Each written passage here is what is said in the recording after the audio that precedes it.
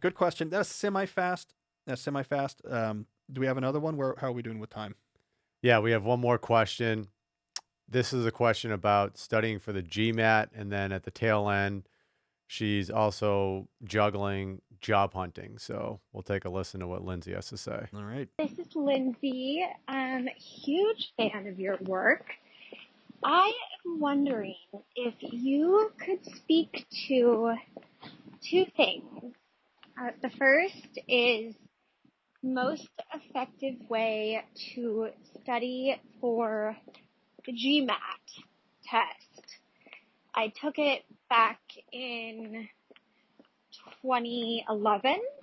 I have to retake it now that I'm applying to school again for something else because they have changed the test.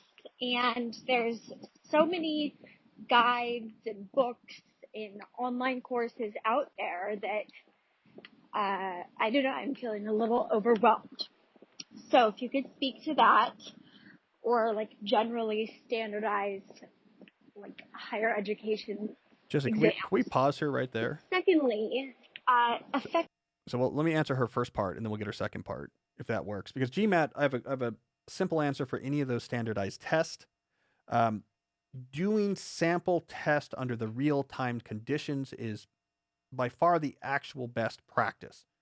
I can do real sample test and get this score under those conditions, then you will get that score in the real test. If you can't, you won't.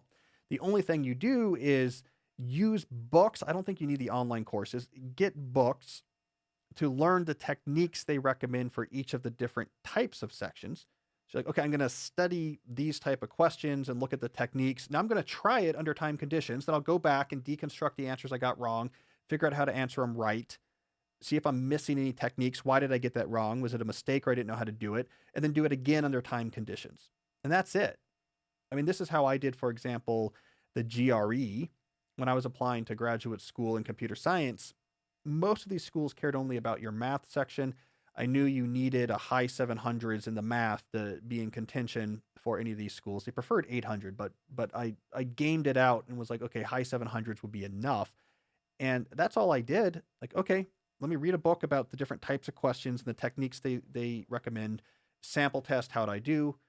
Try again, try again. Okay, I'm in the high 700s. Go, took the test, and we're done. So that's the way to prepare. Nothing else fancy.